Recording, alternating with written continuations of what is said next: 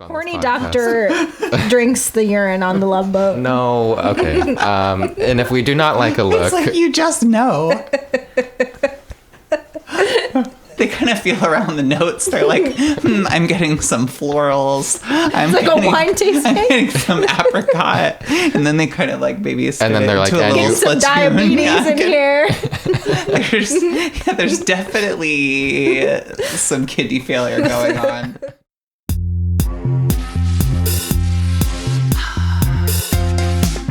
Miss Romie, it's time for us to set sail. Oh my gosh, already? Well, okay, Miss Blossom. Let's go. We're gonna talk shit. Get here with us. We're gonna talk shit. Get here with Blossom. And Romie. Hello. Hi. You know that there's this one meme video of Melania Trump where they edited her to say hello. That's what I was giving just a second ago. Hello. Hi, Romie. Hi. Right now I'm only talking to you because it's our podcast, and it's our podcast called Talk Ship, Get Hip. That's true, where we talk ship and get hip to a current episode, to, in the world of this podcast. Right. Episode of The Love Boat, but also our own lives, ourselves, our, relationships with life, love, friends, people, Energy. snack foods. Right. But today, for the first time ever on episode number 5, it's not just you and me, sister. That's true. We are bringing our first guest onto this podcast, which was a goal that we set out from the beginning. We knew that we wanted to bring our girlies, our friends, our gender inclusive term of girlies in that sense. Judies and Judes, as I once said earlier. I think that's good, right? Yeah, Judexes. Sure. I was going to say Judexes. Yes, of course. We have a guest today. Judexes. We have a very, very special guest. I mean, it was clear to us that, when we were going to have our first guest onto the pod, there was no other answer. I mean, it was almost unanimous between the two of us, which isn't that hard to make a unanimous decision. But we have someone very special. Let's give her a little bit of an introduction and a background. She is a talented performer. I would say a staple of our drag scene for sure. Crosses many boundaries of art forms, not boundaries in general, not interpersonal boundaries. Crosses many genres, if you will, of drag, burlesque, performance art, parody making, music, dance, drama, melodrama. What are some words you want to share for this person in the introduction? There's, one thing that I always want to really stress about Miss Selene Latrine is that there's like so much backstory. There's so much lore. There's so much character building. There's so much world building. So I would say like ARG, open world. I would say that Miss Selene is an open world drag enigma. That's perfect. On the count of 3 together, bringing to the stage our first guest on the Talk Ship Get Hip universe, Selene Latrine. Hi, thanks so much for having me, Blossom and Romie. Of course. I'm thrilled. It's our honor, really. The pleasure is mine. How are you? I'm doing really well. It's a beautiful evening here in Portland, Oregon. That's where we are. Yes. Oregon. That's right. Selene, have you potted before?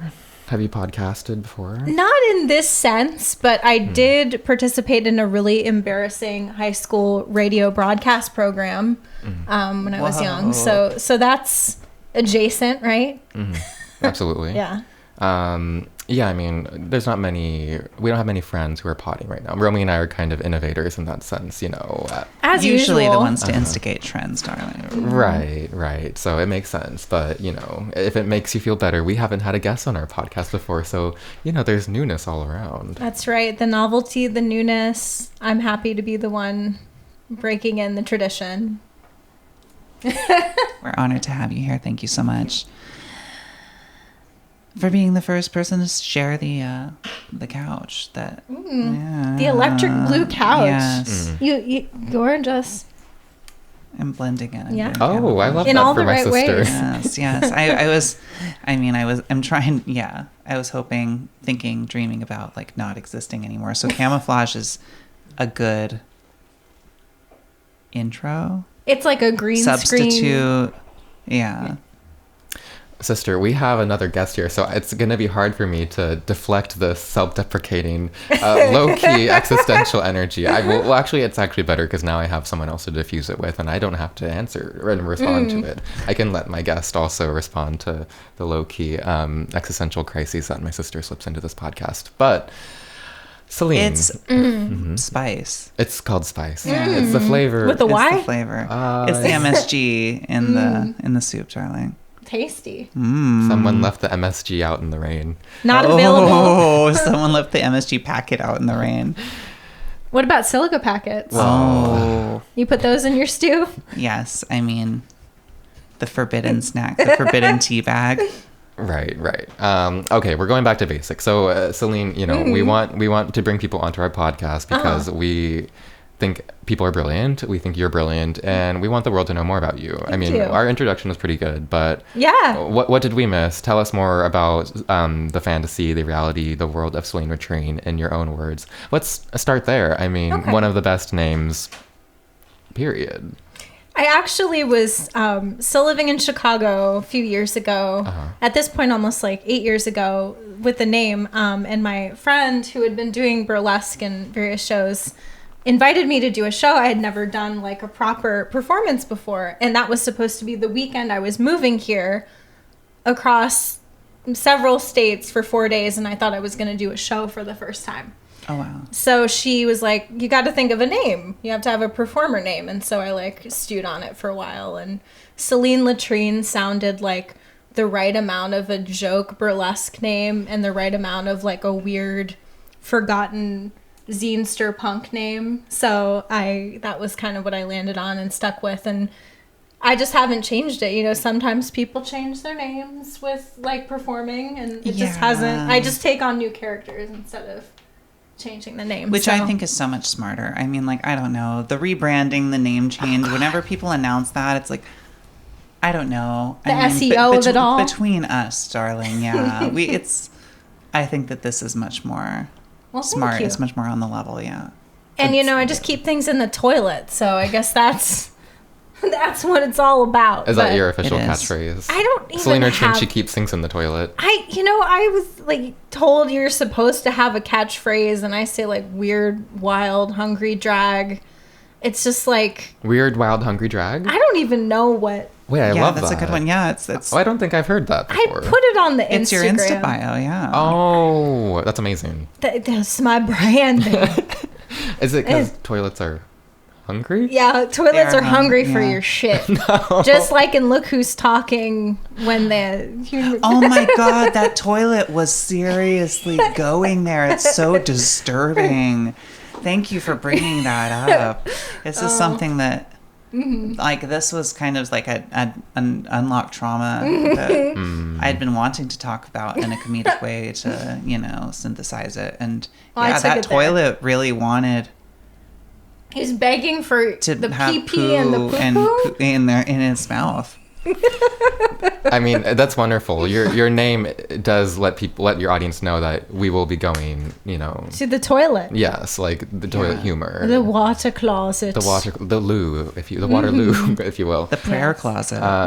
You brought up some interesting points. So you got your start in Chicago and also in burlesque more-ish. Yeah, I didn't really perform like in a standard sense like drag or burlesque in Chicago. I did zines and I did a reading series, and sometimes in the reading series I would subject people to what now I realize was proto drag, like scripts and characters that were written things, but really honestly like there wasn't a lot of literary merit probably to them. So What is literary merit? that's right.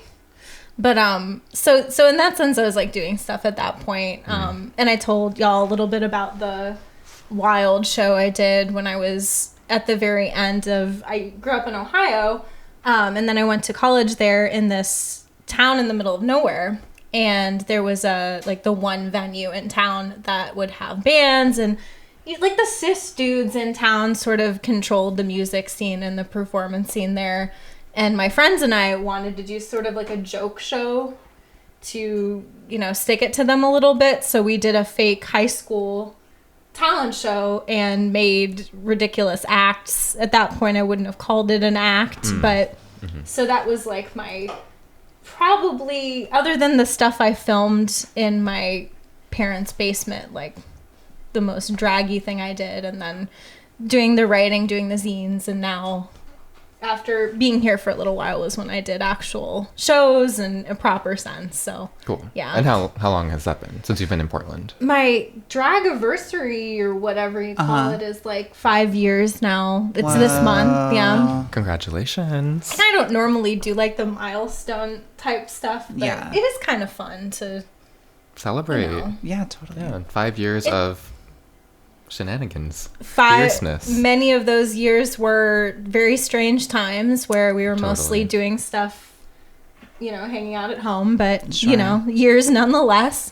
A lot of the content that you turned out at home with your partner in drag, Topsy Tail, was That's really, right. really excellent. And I feel like, there was even more world building with y'all that was brought up from that time. I feel as though like you used it as an opportunity to like suss out some new characters that y'all were maybe workshopping. Really, really good stuff. I do really enjoy your backstory, and I feel as though one thing you and I bonded over is like this mutual disdain, angst toward like the archetypical 2013 like indie rock boy. Oh, yes. And so I love that like that kind of bitterness was a launching point for your drag, because I can relate to that a lot. The need to parodize someone because no one else seems to see how ridiculous they are is such like a moment of artistic solace when you get to finally do it.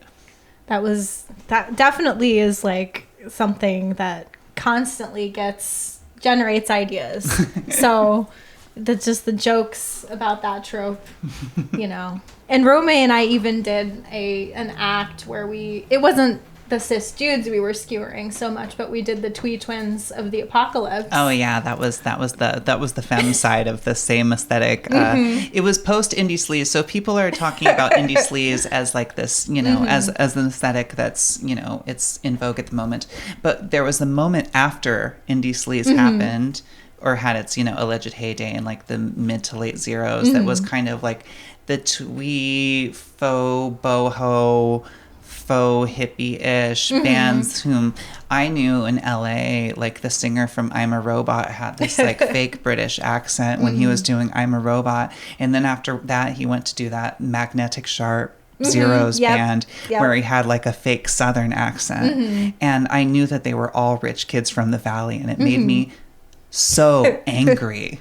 Deeply, deeply spiteful. Anyway, I digress. I think about music like that sometimes because it comes on sometimes at my salon. But Yeah. that's where your point of view comes from, is that anger and disdain. That's right? right. To make like Yeah, it's- fabulous art. Yeah, it's constructive. Like like your bitterness towards something. Like that's the issue that's the issue I take with like the peace and love of it all sometimes is like, being annoyed with something can be so motivating, and there's something really beautiful about that artistically.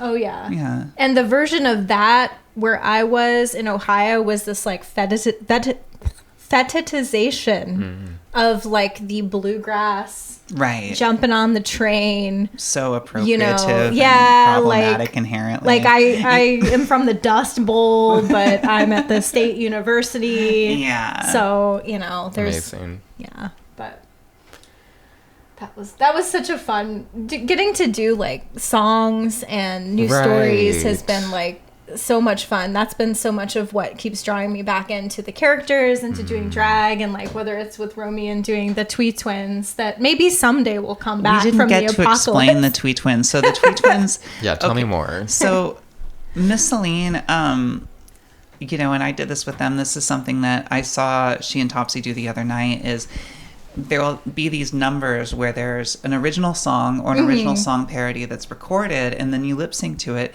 And one thing I've learned is like when you sing live, people are like, oh, interesting. Yeah. But when you lip sync to a song that's just your voice that you recorded, people are gagged. It's really, really interesting. And that was something that we got to do was we did. So the concept, the backstory for the Twee Twins of the Apocalypse was like these 2013 indie pop, you know. Lots of bangs. Yeah. Like that kind of aesthetic girls. Very like Zooey Deschanel archetype type girlies of that time. Quirky. We're the quirky girl. We're living I'm in not this like like other girls. right. Sure, Yeah, sure. she's not like the other girls. She I believe you. sings the Fruit of the Loom song while record shopping. But like, so the concept is that there's been nuclear fallout. We're in this post-apocalyptic war zone, and we're on the shore, the Oregon coast, and there's a bunch of like dilapidated, quasi-radioactive carcasses of sea animals. And since we're not very good hunters or fisher ladies, we have to just eat the whatever washes up on ashore to survive. Yes, I And knew there was an aquatic element. There's to an this, aquatic like, element. So that song Portions for Foxes by Rilo Kiley, the chorus being like, it's bad news, baby, it's bad news. We changed it to crab juice because that's what we were subsisting off of. Yes, Romie was singing crab juice, and then we filled in the blanks of what Yeah, the story and could be as to why. In an afternoon You know. of drinking coffee and smoking weed, it was a whole song. And before we knew it, we were performing it 3 times a week. at local lounge on the outdoor. One time to a very confused group of people. Well, because you famously have told me, I think both of you, that this performance came at the right before the fall of the version of Local Lounge as we know it. Oh, correct? before the fall of the House of Local Lounge. Oh, yes. You may have ushered it in, if you will. I think that's what it was. The power of crab juice. Well, I'm obsessed. There are so many snippets just between you two of like moments that I've seen and heard of and lore and legends. But so let's go back a little bit. So 5 years. So that's 2018 when Selene Latrine is kind of hitting Right. the stages. But how was that? Like, where did you perform first? Where? I'm curious more about like these specific collaborations too. Like, that wasn't the first. Am I correct in?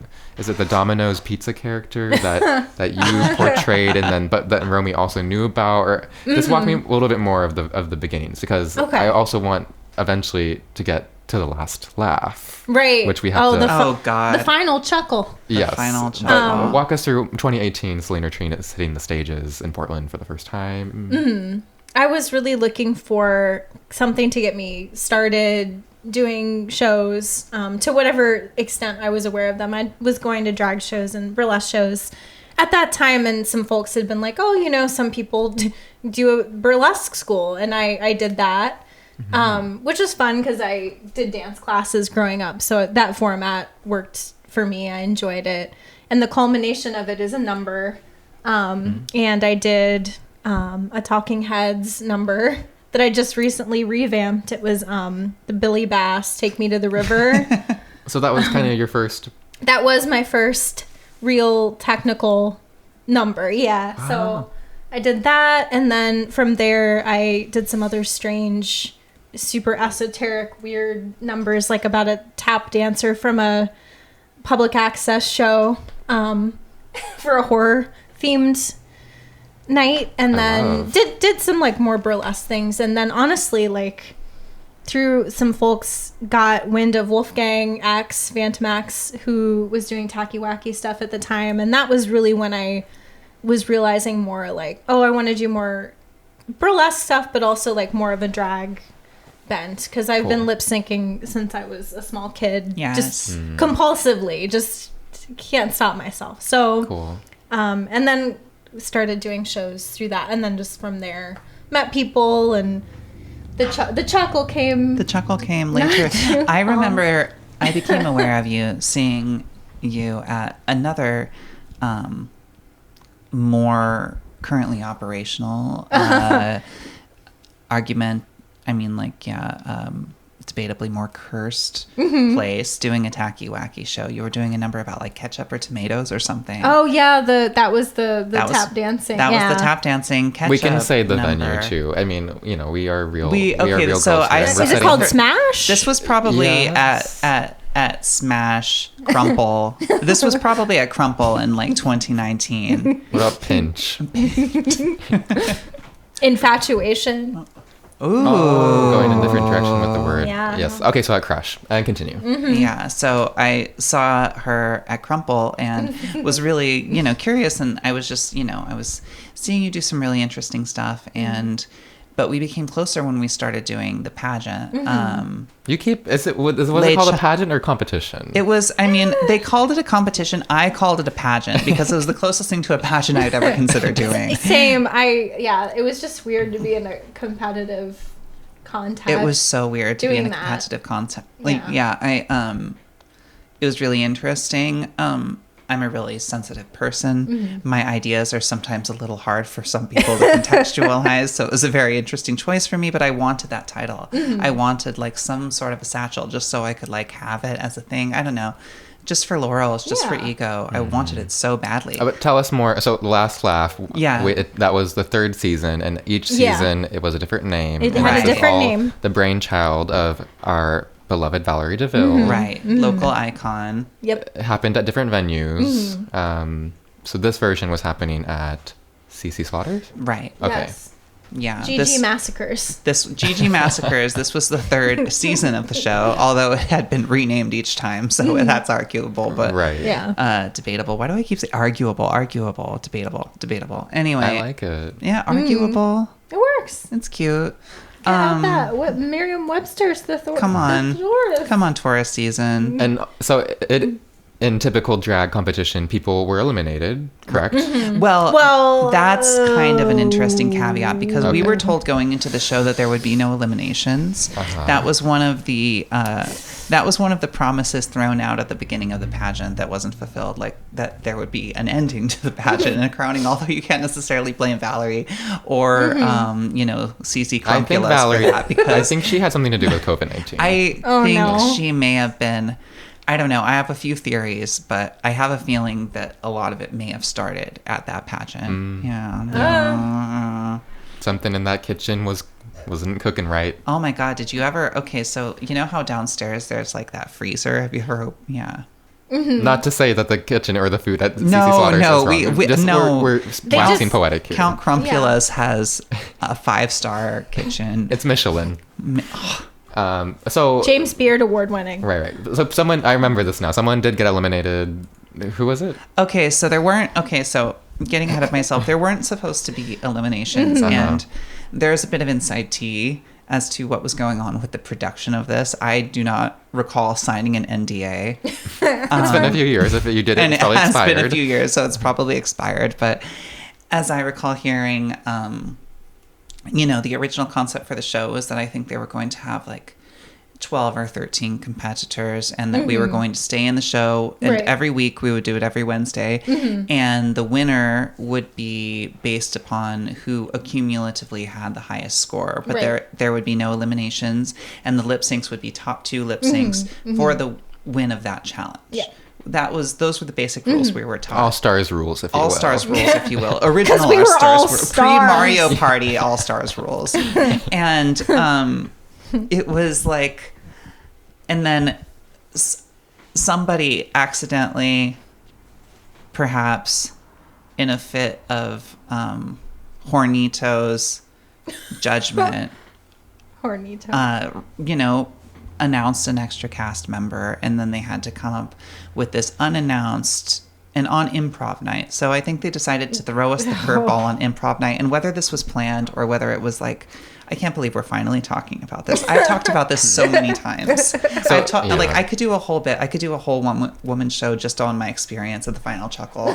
So I'm glad that we're all talking about it because it's probably, I don't know, maybe more savory. For but the anyway, archives. they decided for the archives. So The they sake of decided, history. yeah. So That's what our podcast is for. yeah. So, the logical thing to do, of course, was to have a surprise bottom 2 lip sync for your life, which wasn't announced. Yeah. And everyone who went into it thought that there would be nothing of the sort, which was kind of cruel and unusual, really. But gaggy for the audience. Kind of gaggy for the audience. And that was not a great night for me. That was improv night. I was the team captain, and my team did not do well. I was even sometimes when there's group challenges, like when you watch, the show, the team captain will take the fall for a poor performance of the team. But this was different than that. I didn't have to lip sync for my life, but it was really bad because my teammates were the ones who had to. Yeah. It was awful. I mean, obviously not most for me, but geez, what a mess.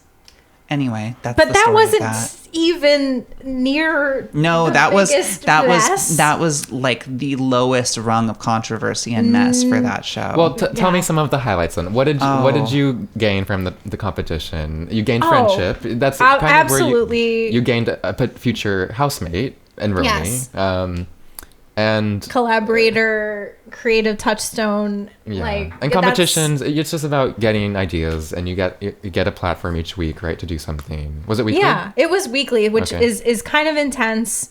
But like I like the format of just kind of having, you had to keep the stakes lower because there was so much stuff you had to generate. Yeah. I mean, you could use things that you'd done, but like there was always going to be some element of things that you had to do either very quickly or on the fly. So it was like, honestly took some of the anxiety out of it, because I'm a massively anxious person, which is an interesting thing for someone who like wants to go up and be in front of people. But I'm like a very anxious person, but it was like strangely took a lot of the anxiety out, just because I'm like, oh well, this is happening and I have to do it. So Totally. and then just things that you wouldn't normally have the opportunity to do, like the COVID-19 shutdown happened a couple days before the song parody week that we were going to do, which was what I was waiting for the whole thing. And it was like, it's not happening, but I was just so excited to get the chance to do Right. that. That's your cup of tea. Like you I slay love those. it. I was writing really bad song parodies as like an 8-year-old. It was a strange thing that I always have been into doing. Right. But then we did improv. We did sketches where we wrote a sketch. Romie was in the group with me where we did this bizarre organic food co-op that was the last night of the show. theatrical sketch. Actually, was sketch night. That was the final episode as it shook out. And Exoskeleton was also in that with us, and we all wrote that together. And the opportunity to get to write stuff with them was amazing. Because, a lot of times if you're doing shows, you're doing a number. You're lip syncing. By yourself, You might do usually. some recording, usually solitary or with one other person. But that was like the highlight for me, was getting to write and getting to come up with those things with y'all. It was so fun. I Yeah. had such a good Totally. time doing that sketch. It was... the final chuckle.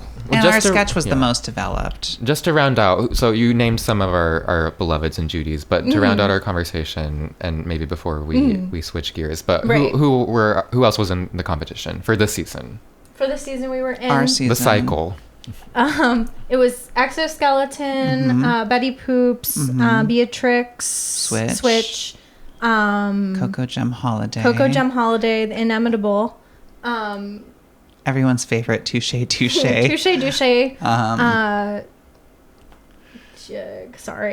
Stone Butch Cassidy. Yes. Liza Minnelli. Okay. Well, Eliza Minnelli. We're trying to remember And- everyone. and who who was there with us. and different judges every week as well. which Yeah. I guess there we were a could- lot of different guest we could jump judges into that each too. week. We had some like people from the community. We had some like restaurant owners. We had Patrick Buckmaster who Yeah. insulted several people or whatever. Yes, and I which- saw Oh, backstage, goodness so they gave all of the judges like notes with which to write their notes for Yeah. what their critiques were, and I saw Buckmaster's notes downstairs in Lay dressing room, in Lay green room, thrown out on the floor. And girl, like, when you're like watching like that old kind of like that old trope of like a psychologist writing in a notepad, Yeah, right. while like the therapist is writing in the notepad while the patient's talking, and they're just drawing like a really crudely drawn picture of a cat. That's the type of stuff that was like on Buckmaster's notes. It was like a weird like a doodle of a cat. Isn't that kind of scary? I would be scared. It's if kind I of saw scary. that. It I'd be was like "What on when earth?" Shelley Duvall looks at that manuscript and it's just the same sentence over and over. Oh yeah. Yeah, it had that feeling. Yeah.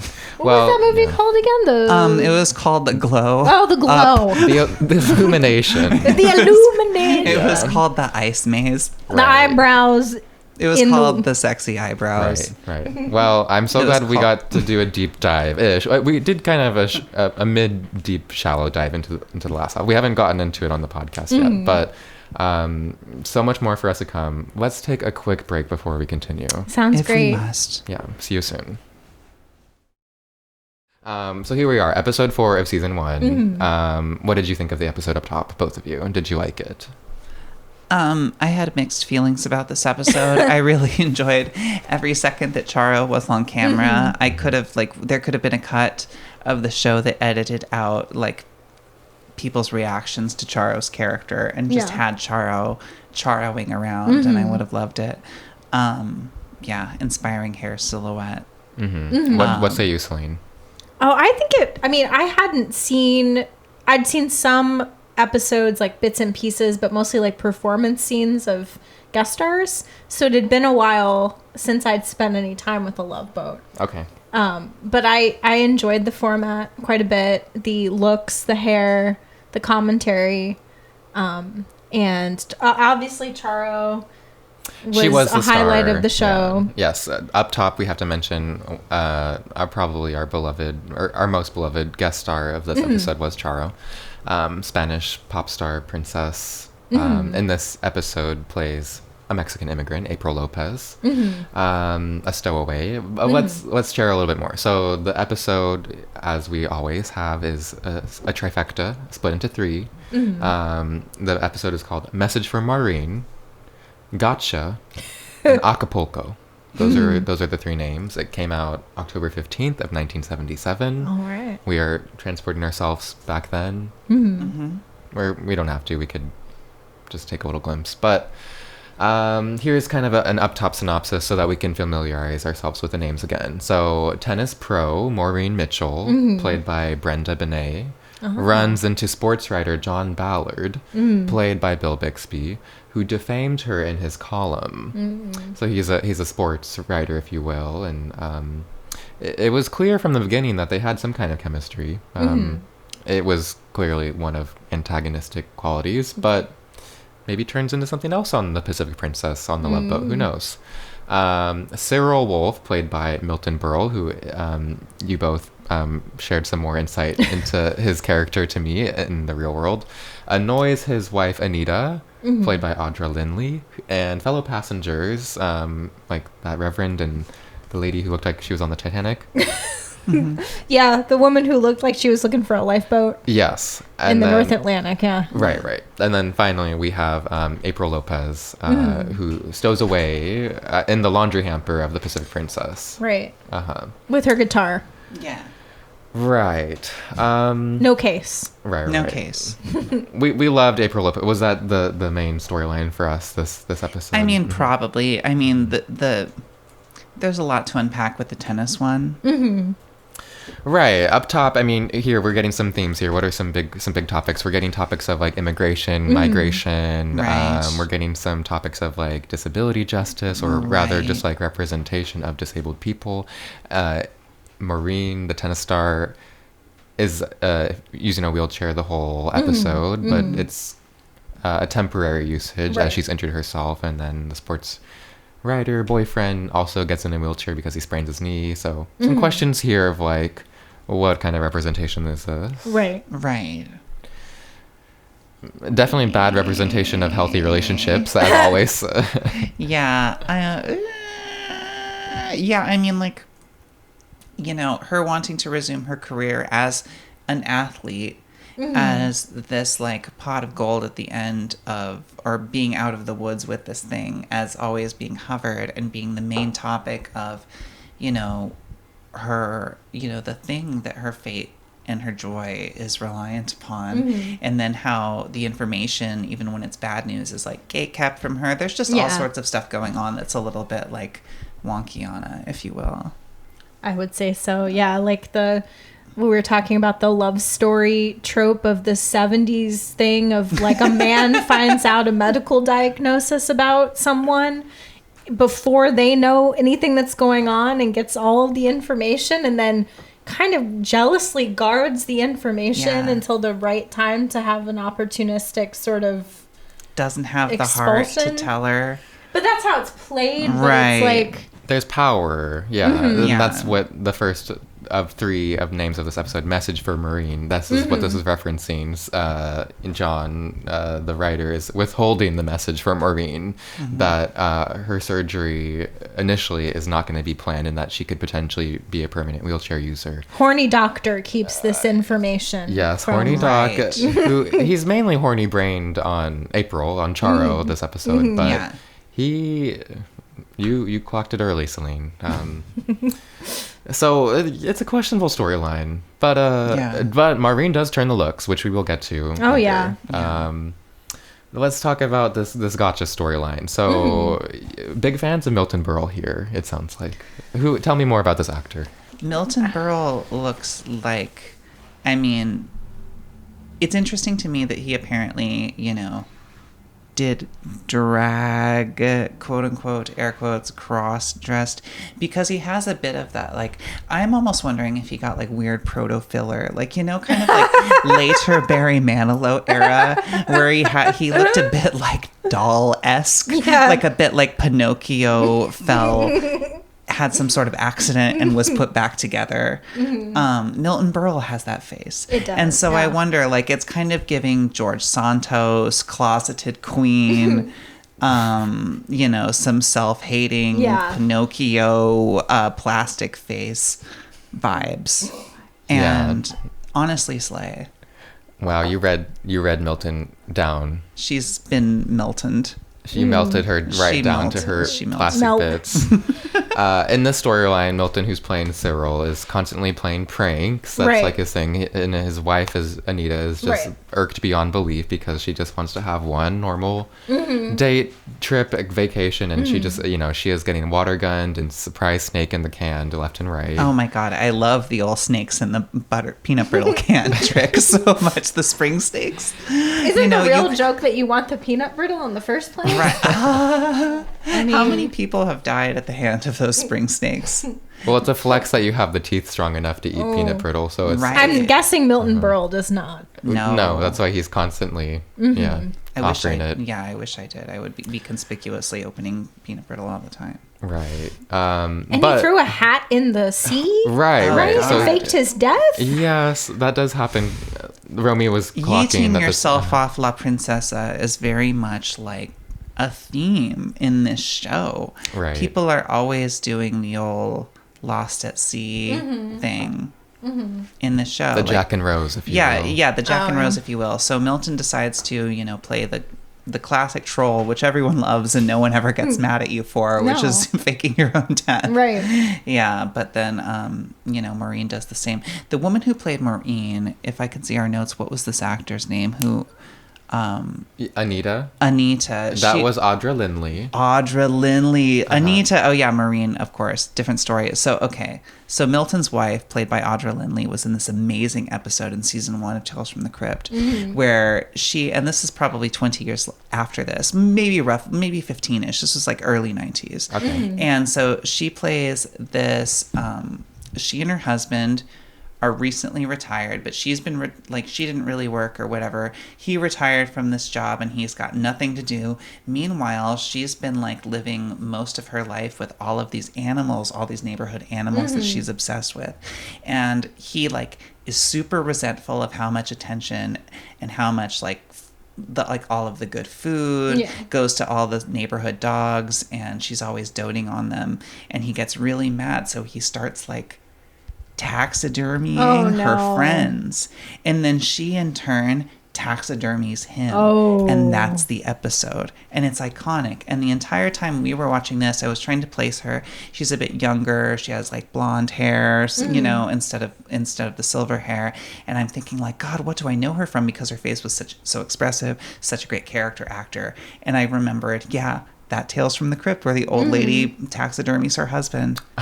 Amazing. That's amazing. And Universal storyline, really. really, well, kind of, because the big twist in this at the end is that she gets her jokester husband by pretending that she also dies. Right. So this macabre theme, if you will, this chip on her shoulder that she carries through many TV cinematic universes. She was like hysterical through most of this episode too. She was just like sweating and Great acting. Milton. Yeah. Yeah. Well, she doesn't call him Milton. What's Milton's character's name? His name is Cyril. Cyril. Yeah, thank you. Cyril. Cyril. Oh, Cyril. Yeah, that was an okay storyline, but our true star of this episode was Charo. Of course. Playing April Lopez. She comes onto the cruise trying to sell hats and to support her family of 17 that she says in the show. Sure. And she looks beautiful. Oh. Giant hair. And clearly all the boys are falling for her. Gopher is falling for her. Captain is kind of falling for her, but also low-key he's expressing anti-immigrant sentiments in some ways. He is not being an ally for sure. Yeah. But that's just what's happening. Yeah. But most of the crew is on her side. That's right. Julie's on her side, although In a weird way. Yeah. In a weird way. There was a moment where Romie said, "This is a bad showing for Julie this episode." Yeah. And Selene, you were quick to say, "Yeah, stupid ass bitch." She did a mock accent that wasn't cute. Yeah. Yes, that is when Julie was being a little racist. So, but let's focus on Charo. I mean, she gets to exhibit her musical stylings in this episode, which is great. The outfits, and she gets hired on as entertainment, not on the Pacific Princess, but on a different cruise, which is fabulous. Yeah, just so you never see her again conveniently. In the Right. show. Yeah. Right. But who knows? We may see her again. We may see her again. And this is just season 1. But yeah, a great storyline for Charo. She slayed it. You have to respect that she's been doing that shtick since pre-1977. Right. I mean, like, this is like, she's like gone for this all in her entire career. I have a lot of respect. Do you follow her Instagram? Oh, I don't. Oh, like her social media is great. She's just like, "Hi everybody, it's Charo," and she's just doing things. Her house looks beautiful. Yeah. She's always got her like little high pony. She's everything. She's like a fantastic performer. Anytime she comes on in any show, even if it's like a 30-second part, she's just like lights up the screen. So She I makes worry it. because, I mean, I don't know. I remember a friend of mine, Chalky, saying that he was really worried that Charo was hanging out with Kat Von D. no. And Leifer Sayer from Prayers, Kat Von D's partner, and saying that he was worried that Charo was going to be suffering elder abuse at their Like hands. a Richard Simmons situation or something. Yeah, kind of just by hanging out with the KVD crew. Yeah. That's bad influences for sure. Bad influence. But she should have her own line of cosmetics. Oh my absolutely. God. Yes. I The would Coochie Coochie Cosmetics. palette. Yeah. Coochie Cosmetics is fabulous. Darling, it is just cosmetics for your coochie. For your coochie coo. I heard she has a hot son too. I don't know the facts on that, but I haven't researched that. I'd be curious. yeah. Yeah. You like a hot sun? I mean, it's just getting hotter every year, darling. Ooh, that's that global That's warming. that global. Don't get Romie started on MILF Manor. I Oh, regret no. already uttering those Oh words. no, Oh, you no. said it. You said MILF Manor in Oh, our no. presence. Well, I'm taking them back. Now we have to talk about Disco Mommy. No TLC property can be brought up on this show without me going off ad nauseum. Okay, well, I am stopping that now. Yeah, a great showing overall. We have some other fun highlights in the show, but I think it'll be more easeful to show them as we're maybe sinking or clinking some looks, which we will do very shortly. It could be that time. Right. Yeah, I mean, the other highlight, I think, from this, or two, I remember at one point, Selene, you made the astute observation that you could definitely hear probably people having sexy time with each other on this cruise. It's a horny cruise. Horny cruise, but also paper-thin walls, probably. I mean, you're on the sea. There's no land in sight. Who knows where your mind goes? Yeah. What else is there to do but go to the buffet, play at the drag queen bingo, and Get some food poisoning. and make love like rabbits. Maybe not in that order. Yeah. I would maybe switch some of that stuff around. What's your ideal cruise outfit? Oh my goodness. No. Just a little bikini. Oh. Ooh. What about those chilly nights, though? A wrap, a cover up. In color or pattern? Sheer. Yeah. Still chilly, I guess. Yeah. Romie, what's your cruise look? I don't know. I would definitely want something with that kind of like taffeta towel fabric. Yeah. That to me feels very, yeah. High-waisted You know, or midriff bearing? I'm thinking, I don't know. I mean, like, I like to bear a midriff during the day, but for evening, I would like something like high-waisted with kind of like a tulipy shoulder. Yeah. And a big hat. Oh, yeah. Ooh, a hat would be nice. A gigantic hat. I do enjoy a hat. What about you, Selene? I mean, like, definitely some kind of bathing suit that could transition into a walking around look. Because how much are you actually getting in the pool or what, you know? We Yeah. didn't see too many people get into the pool this episode, Yeah. but there is a lovely pool deck and there is a bar there and people spend a lot of time there. Yeah. I would want like a really, like a pantsuit. If we're in this reality and it's 1977, or just really any reality, a pantsuit, definitely, Yes. with some gaudy tropical situation yeah. going on. You So- slay a pantsuit. Well, I mean, thanks. And then you like have to get fully nude to use the bathroom. So there might be an opportunity on the Love Boat. You know, Right. when you're doing that, I don't know. The love boat bathhouse sauna. the Love Boat Latrine, if you will. Love Boat Latrine. I you know. see where this is going. Well, a great segue to talk about our dream outfits as we maybe rip to shreds or highlight and affirm some outfits that we saw in this episode. So let's take a quick break and let's get into some fashions. Let's, darling. And for the last time with my NPR voice, welcome back for this episode. This is Blossom, and welcome back to TSGH Radio. Ah, TSGH Radio. Talk shit, get hip, not or transsexual. Ah. Transsexual, greatly horny radio. Oh, Ah. TSGH. No. that's like a chat room. Yes. Transsexual great expectations. Yes. Oh, I love Oh. that. No, it's Talk shit, get hip. Yeah. Nice. And I'm Romie Romak. And she's Romie Romak. And I'm Blossom Drearie. And we're here with our very first inaugural guest, Selene Latrine. Thank Tis you me. for being here. Thank you for having me. It has been such a wonderful journey on this cruise of a podcast. And I'm so excited to look at some of the fascinating, large collared 1977 looks. If only like we could even just talk about that room with the brown Oh my piano. god! And how the piano was built into the floor. Yeah, how it was built into the room. We with, will like- absolutely talk about that. Yeah. Yeah. Okay. Oh my god. About your cruise, would you rate it an okay? And did you eat the pillow mints? Oh yes. okay. I wouldn't probably go on a cruise on an actual ship, but this cruise has been smooth sailing in the best kind of way. And not like the time when you returned the fleets to the Tarja. That different kind of smooth sailing. They are fleet ships. They were unopened. Fleet week if you They were not used enemas, okay? Or sometimes called douches. I guess the verb, the noun is to do an enema. You don't buy an enema. I mean, it could be- You make enemas, that's for I sure. think that you. I'm making an enemy right now.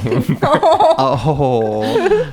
They were This not town opened, needs an okay? enema. We need to purge. The teenager at Target did not ask any questions, Selene. Okay, they were not used. It's a Gen Z person. I got the so- wrong kind, and then I got a lovely one at Rite Aid. I love that. Yeah, right. And I love that you're a returns queen. We've talked about Yes. this. Literally, I think I just buy things sometimes knowing that I'm going to return them. Oh yeah, that's. Or I just like err on the side of like, I'm like, well, I might need this. Like I went to IKEA and I bought like nails and screws and stuff because I, need to hang things. But then I came home and I was like, oh, I don't think I need these nails and screws. And I'm like, that's okay. I guess the next time I'm in the neighborhood of IKEA, I will return these things. I've always just like been so afraid to try returning something. I've always just assumed they'd say no. Oh. Yeah. Yeah. Do you feel that way? No, I mean, I'll return things if the situation calls for it and it was a, bad purchase or it doesn't fit or Right. something. Usually close. Well, I That's also usually- famously love making phone calls like to appointments or like if someone calls me, like I will answer and be like, what's the tea? Why are you calling me? And She likes making phone calls? I like to, if we're in a group and we're ordering, I will be the one to call. I Yeah. like it. Does Romie get you to call people? Because we both hate calling a lot. I haven't done that yet for her, but I will. Well, you know. I think and to be fair, I think I'm just like, which is really great for a personality I hear entering my hating talking to people in general era. It happens. Willow Pill has a whole song about it. So, Right. You know. Right. Yeah, congrats on her successful reign. Mm-hmm. At the time of recording, we have ushered in a new queen. That That's amazing picture of Jinx and Willow that I saw on Twitter where it was like their silhouettes were completely opposite but compatible because Jinx was wearing like a little pump, like a skinny pump with this like oversized giant ponytail, and Willow was wearing like small hair with these like oversized boots. So it was like they had opposite parallel silhouettes. It was one of the greatest images I've ever seen. Cute. Yeah, it was like, you know that image on the Pink Floyd album where they're like shaking hands and the one guy's on fire? It kind of had that energy. The one with the triangle and the rainbow. Yeah, the one that by the Pink triangle and the Floyds, rainbow. by the AC/DC Pink Floyds. Yeah. Hello. Well, speaking of silhouettes, hello. let's just Is talk anybody about these out there? silhouettes because did I mix up the albums? Is that what I just did? No. No. Is that I don't know. The Other I don't- Side of the Moon? I don't right? even like that kind of Dark Side of the music. Moon. The Dark Side Yeah. of the Moon. Do you ever go to a laser show, the Laser Light At the Pink- OMSI? The Pink Oregon Floyd? Museum of Science and Information? Industry? Okay. Yeah, right? I've been there. Speaking of silhouettes and, Anyway. and sides of things, let's get into one of our segments here on the podcast, Sink or Clink. For our guest and our new listeners or viewers at home, if Romie and I and our special guest like a look, we will clink it. We will raise our glasses filled of any liquid, not just alcoholic, for our sober girlies. Urine sample, whatever you might have Blood. handy. I think Romie Yeah, has oh my made god, that you know joke. the doctors are drinking it the second you give it to them. I think Romie has made that joke on Horny this podcast. doctor drinks the urine on the Love Boat. No, okay. And if we do not like a look, It's like you just know. well, Sorry. that's how they determine the results. When they go to medical school, they get the technology installed. So in they them. kind of feel around the notes. They're like, I'm getting some florals. I'm like a getting, wine tasting. I'm getting some apricot, and then they kind of like maybe spit And then it they're like, into a and little you- Some platoon. diabetes Yeah, in here. there's definitely some kidney failure going on. Good. Well, if we don't like a look, as if similarly to how I do not like this conversation, we can sink it. And so I am sinking whatever's happening here so that we can create space to sink a look or something. So, jumping into our first look, we have Maureen. Kind of, yeah, girl. Yes. kind of in her entrance look, if you will. We have Maureen here in this pink, big collared, as you said. I love it. I don't know what kind of textile. Is it floral?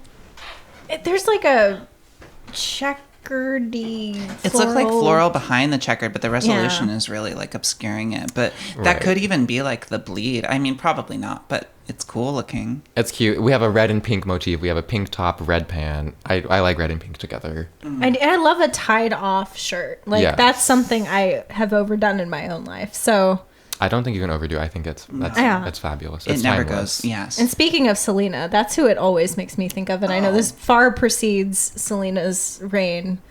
But, yeah.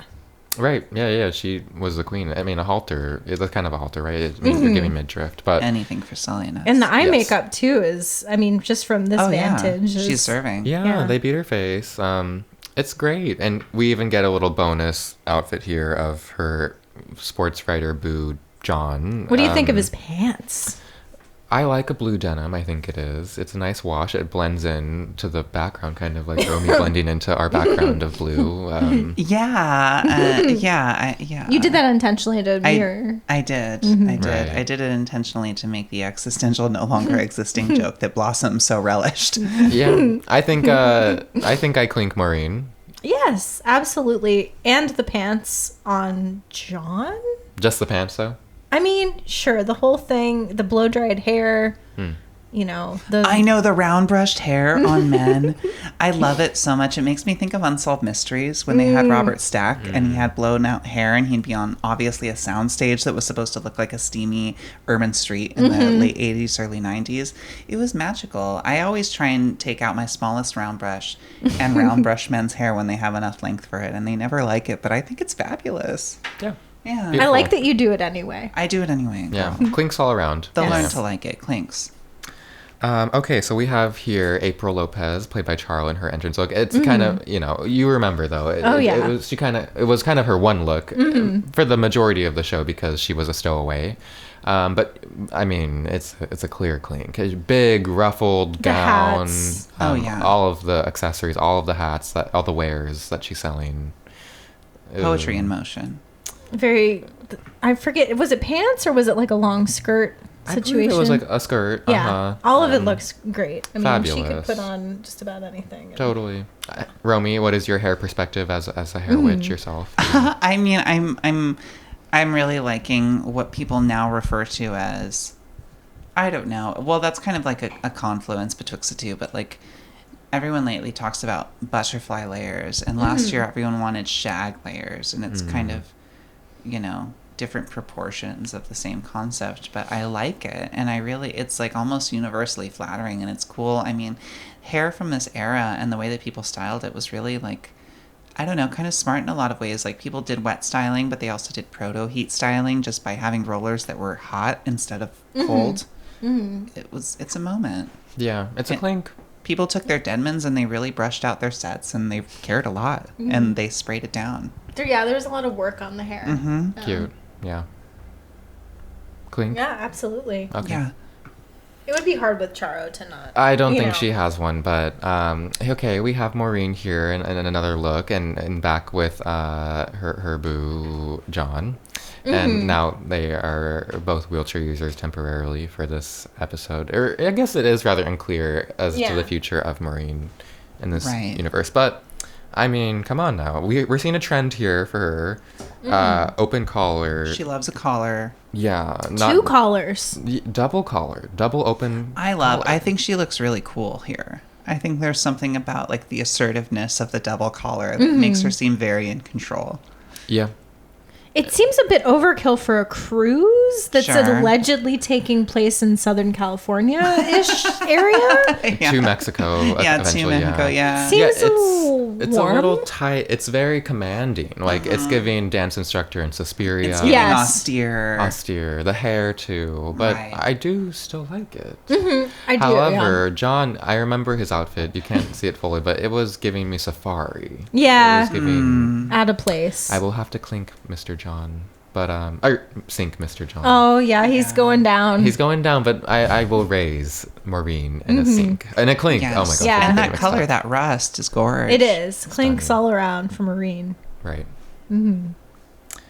Okay, so here, Shot. Just this frame is like, what is even happening here? what is happening? But here, She was drugged and turned into fuel on the ship, like I was talking about last week. yet still she rises. Yet still she rises like a phoenix from the flames of the coal pit that they threw her into. You got to power those ships somehow. Right. Selene, You signed a non-disclosure agreement. She wasn't even here, and she's picking up on the beat of this I- because she knows me so well. Yeah. Here we were wanting to feature Tony, the cleaning lady.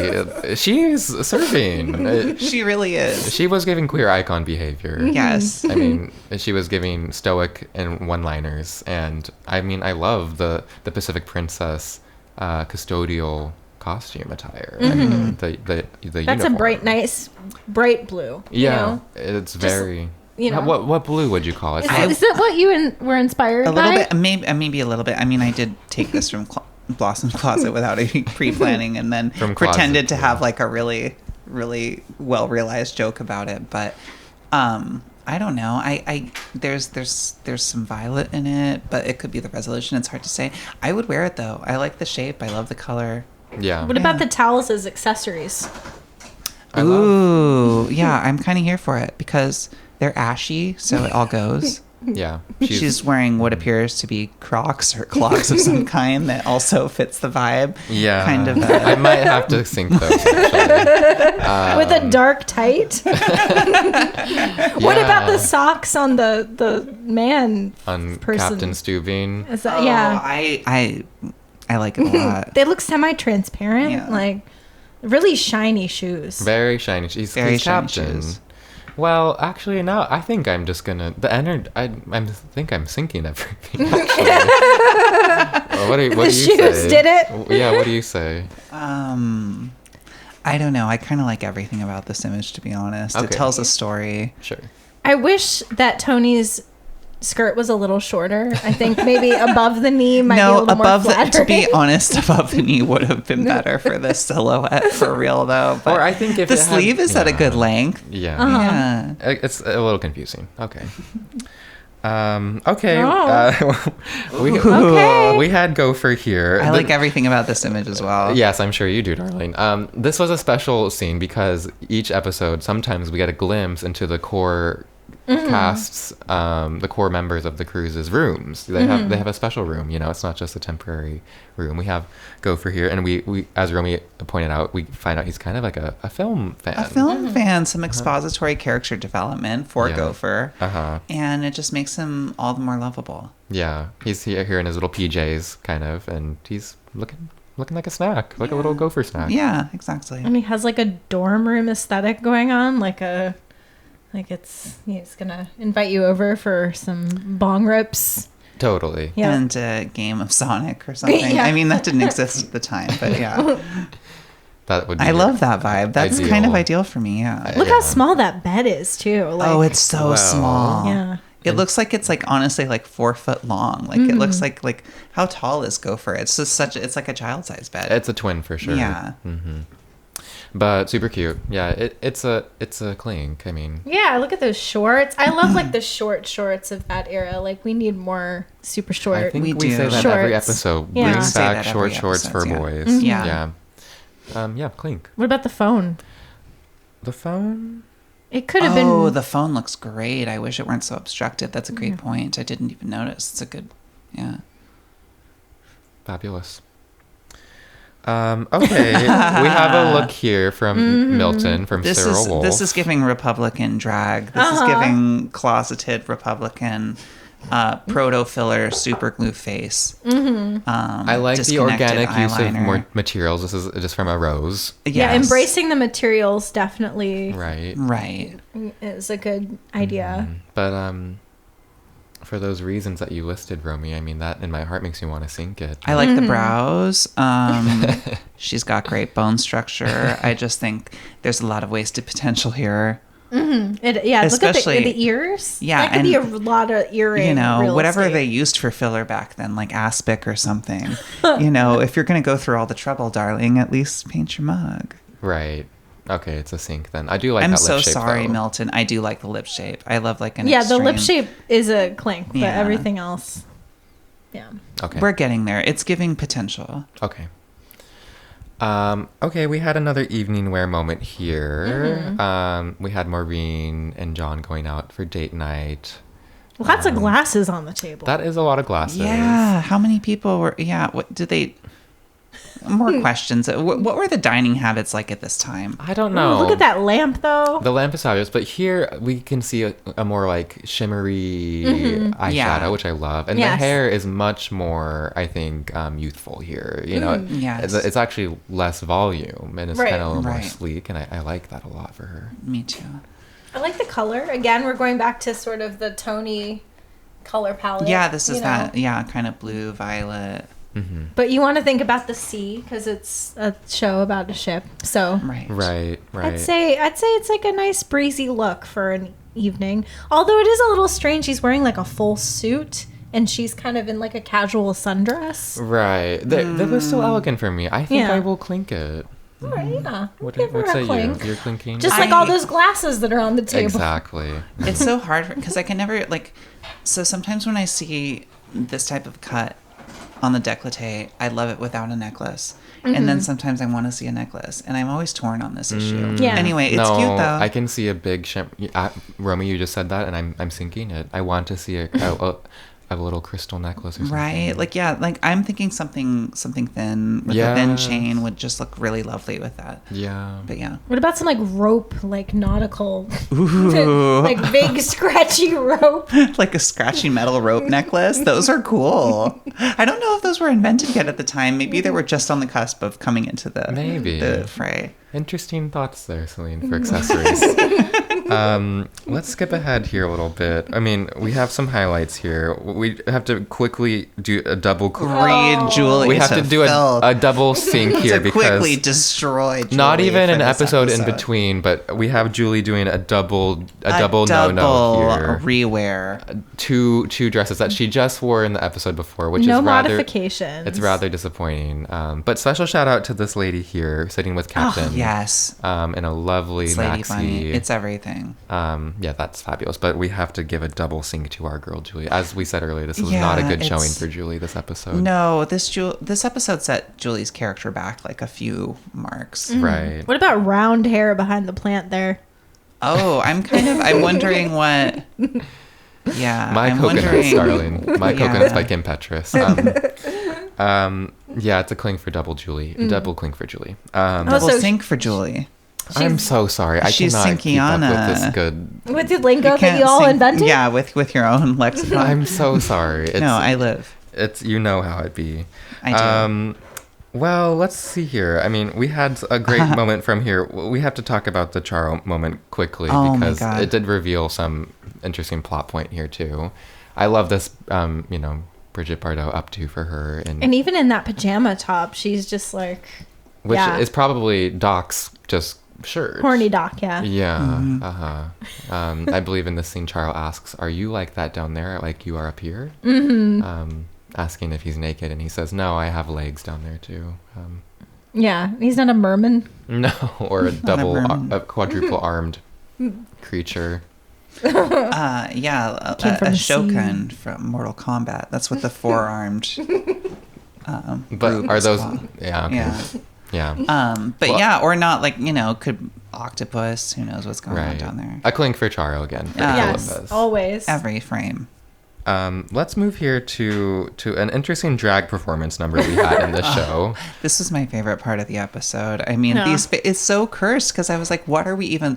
For a second, my mind hadn't put it together that these were their torsos and belly buttons, and I really didn't know what I was looking at, and it was wild.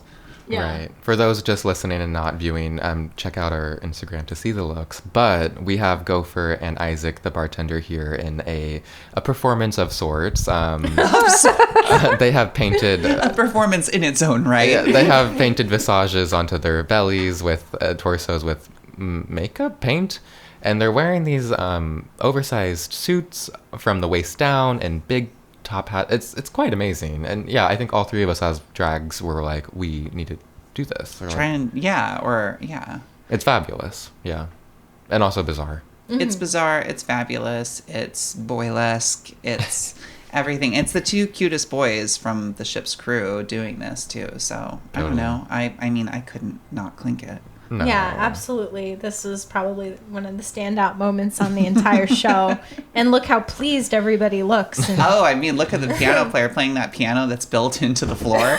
Right. I mean, look at that. He's fucking cruising, girl. Yeah, he is ogling. He is and then Ogolina. the caption says, "You look ridiculous." Right. Well, Isaac, yeah. So it's a double clink for sure. I think we will let's review one more look here before we have some surprises from featuring our guest. Maybe we have to give a shout out to Charo's. Her chanteuse look, chanteuse her look. performance, so good. She's giving. This is everything. This is the moment that, if you're doing the nightclub singer thing, the cruise singer thing, these are the notes you want to take. I mean, the way that it's formed, the attention to detail, the hair being like, I don't know. It's all great. She's giving true star charisma through and through, but the look completely supports it. Yeah, what do you think, Selene? Absolutely. I mean, it looks like it's basically transparent, and she's almost wearing kind of like some pasties underneath the top. And then we were saying that we couldn't tell if the lace was continuing on underneath, if it was tights, but it was like the same general pattern, which was gorgeous. Yeah. And It's expensive looking lace. It's not like cheapy. yeah. No, it all in all, like everything about the scene was amazing. Yeah. It could be the top clink of the week. I don't know. Yeah, yeah. I don't know, the lady on the couch of the extras. That's the thing. We kept I spotting know. extras in the show. It's like Yes. they're getting, upstaged by these people who have these like fantastic outfits. It's true. Viewers and listeners of our show, go watch the episode so that you can catch all of the unclocked fashion moments that are just so fleeting. They're ephemeral that we just Yes. cannot, clock. We have a special edition here because we have a very special guest with us. We want to review some looks here. So Oh, God. let me see what I have dug up and what we can show to the universe here. So I believe this is from Liza with a Zombie, Yes. a fabulous right. show. Shout out to our mother Violet Hex and Phantom X who threw this show together. Walk me through what's going on here. We have Romie, my sister here, and a beautiful non-zombified Liza Minnelli, and she's flanked by a certain Selene and Topsy, post-zombified. Yes. Liza. Yeah, so Is that correct? Yeah, so Yep. so the concept of the number was Miss Selene and Miss Topsy are kind of like 2 or 3 day Liza zombies who have been infected by the Zyrus, if you will, and they've With been the Z. going around just Zyrusing it up, and that's why they seem to be more advanced in their zombification. My character was a unassuming librarian who was minding her own business and then bitten. And I had like long hair and kind of a mousy outfit. And then after I'm bitten, I have the zombie transformation right there, which, is why I'm not quite as like zombified, because I'm kind of like turning into Liza. And then I take the long hair off and I take the librarian outfit off to reveal this kind of ice skater, extra short number with a little black pixie, and yeah, the Lizification of it all. Fabulous. I mean, you all look beautiful. Thanks. I'm gonna have to be a little biased to Romie just because she is not zombified, and Right. I can get behind the scary ooky spooky, but I just love the beauty. Yeah. Thank you. I kind of find short hair on all of us to be really fun. It's very Yeah. fabulous. Thank Yours, Selene, I have to be. It's giving a little boy band. Yes. Yeah, right there in that moment. But I will still clink, Oh, thanks. except for you, Topsy. Just kidding. No. I styled these wigs. Oh, true. Yeah, I did. in that case, I can be a little harsher. No. Retrospectively, what do you say? Do you clink or sync your own look here? I mean, we were going for a specific motif, so This was a great night. I wish I knew where those earrings were. oh yeah. Yeah, I mean, I don't know. How do you feel, darling? I mean, I look at it as we executed the idea we had successfully. Now, is it? We had a good showing of the number, and Topsy. One thing that we we'll have to maybe try and have Miss Topsy on the show at some point, but she makes so many props like from scratch. And when I was mauled by these zombies, by the Selene and Topsy zombies, there were entrails that she made That's out of around cloth her neck is that were pulled out, intestine. and she's wearing it Yeah. now. And that was a gag she did, was she pulled out my entrail after attacking me and wore it as like a little boa, and then she wore it throughout the night. Come on, Method. That's fabulous. Yeah.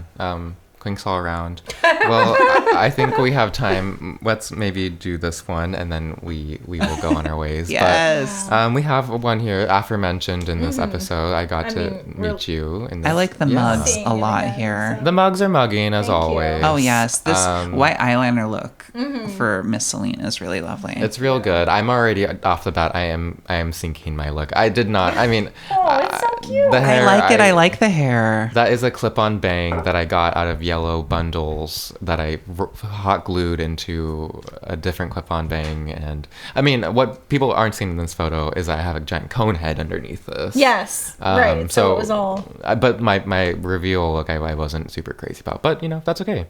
No, I You thought look it amazing, all. and this hair on you, I think, is growing under your thank scalp. you. I'm obsessed with it.